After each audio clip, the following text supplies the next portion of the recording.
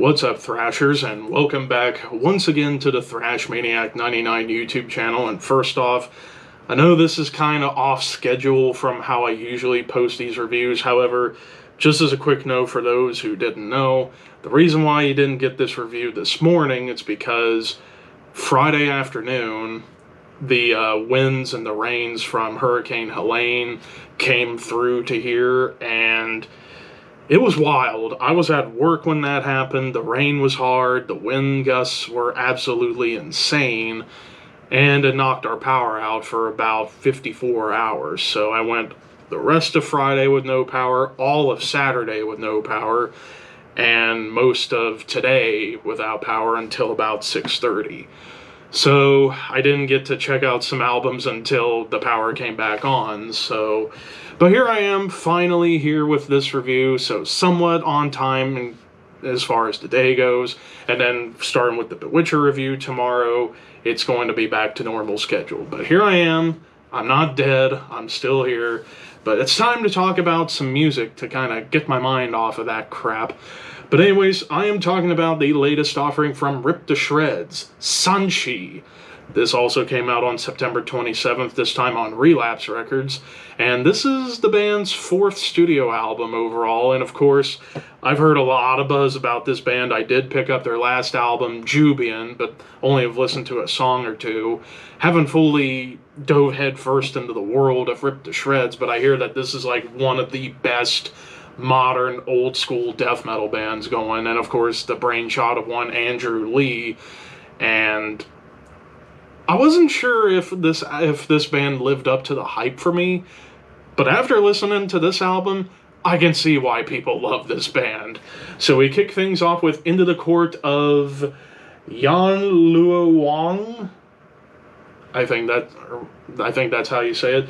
Starts off immediately, and like the way the song is structured and put together reminds me so much of Entombed's the song Left Hand Path. Like, it starts off with this like big riff that's like na na na na na, and then it just, instead of going into thrash beats immediately, goes into blast beats. So it's like they're changing up a little bit of like that classic Swedish death metal formula. And of course, Boss HM2 buzzsaw tone all over, and I'm a big whore for that.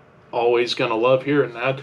And I gotta say, Andrew Lee's vocals kind of are like a hybrid between L.G. Petrov from Entombed, Martin Van Drunen from Asphyx, and Jeff Walker of Carcass. Like, there are moments whenever he's doing the higher vocals, kind of remind me of Jeff Walker. His more like mid-range rasp kind of reminds me of Martin Van Drunen back when he was in Pestilence. And then the lower roars kind of remind me of LG. So it's like the best of all three worlds in his vocals. But enough about the vocals, as much as I love them. Musically, there's tons of shredding solos on this song. It does get thrashy. There's even some of those like classic Swedish death metal grooves. Low-end tremolos that just add to the grittiness. Even melodic leads on here, and then it even does get a little bit punky before the mood, kind of similar to Left Hand Path, becomes more sullen and doomy, and tremolo melodies and more leads. So right off the rip with the longest track of the album, delivering on all levels in terms of death metal.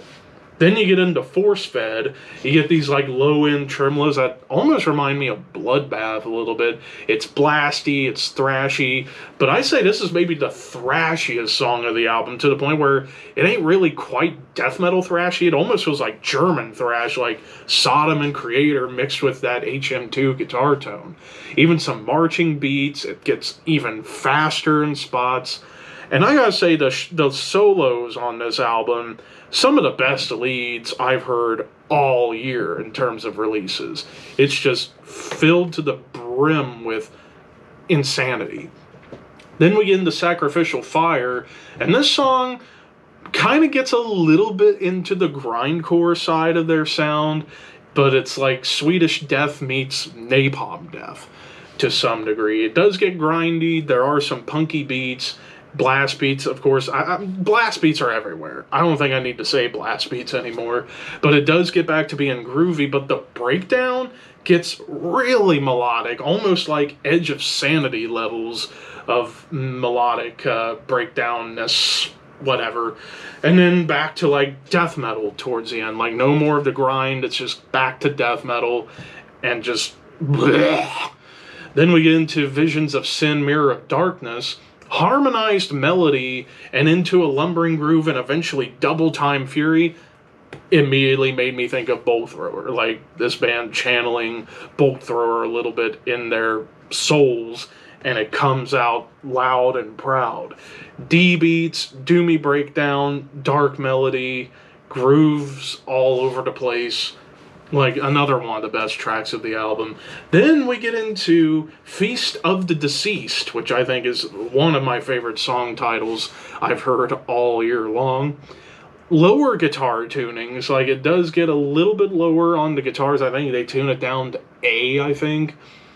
And it does especially remind me of like Fathomless Mastery era Bloodbath. It's thrashy, it's gross. It even gets a little blackened with the blasts and the tremolos. It does get into some like galloping rhythms. It grooves again. More melody pops up in the lead work. Even some more guitar harmonies. And then back to like death metal tremolos. Even a sinister melody to bring the song to a close, to be like, ew, this is some evil shit right here. Horrendous Corpse Resurrection, another great song title. Opening riff, back to the Entombed vibes, like right there with that opening riff. But what I really like is that the rhythm changes as the riff continues. Like it starts off kind of doomy, and then it gets into a lumbering groove, and then it kind of gallops like classic heavy metal a little bit.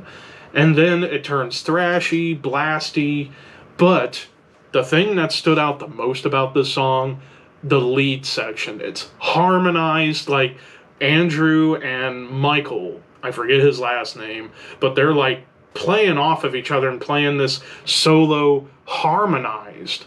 And even like one guy's doing sweeps, like I don't know who's doing the sweeps, I think it might be Andrew, doing the sweeps while Michael's doing the more like melodic feeling with the lead. It's like, this is maybe one of the best solos I've heard in a long time in terms of a lead section. Living in Effigy, chuggy, groovy bastard, D-beat stomps, it's riffy as fuck, tribal beats on top of grooves. And then you get into Corpse Brothel, which is another fun title. Opening riff, and really most of the song kind of reminded me of Gatecreeper. Like, it's Groove City, it's Chug City. It does get back to being thrashy again for a little bit. Cultivating towards Ascension, blasts and angular riffs, thrash gallops. But the tremolos, and really most of the second half of the song, excuse me, almost becomes more Melodeath inspired, like almost like At the Gates a little bit. And then we get into the closing track, Perverting the Funeral Rites, Stripping for the Dead. It's short, but it's brutal. Like grisly bass tone, blasty with thrash riffs, and just disgusting. Absolutely disgusting closer to... I'm just going to go ahead and say it. This is a perfect death metal album. This almost feels like if you took Entombed, Bolt Thrower, Asphyx, Carcass, Bloodbath, Napalm Death, so many like death metal bands that I love, put them all together with that HM2 filter, you get ripped to shreds. This is 5 out of 5. I have nothing to complain about. Like, every song was perfect. I loved the production. The mix was killer. Just fucking buy this album. Buy this album. I know I'm going to once it's back in stock. So yeah. Of course, those are just my opinions. What did you guys think? Let me know in the comments below. I'm glad to be back, even if I'm a little bit late, but we'll be back on schedule starting tomorrow. But until next time, keep your horns high and your dreams wet. Thank you for your patronage.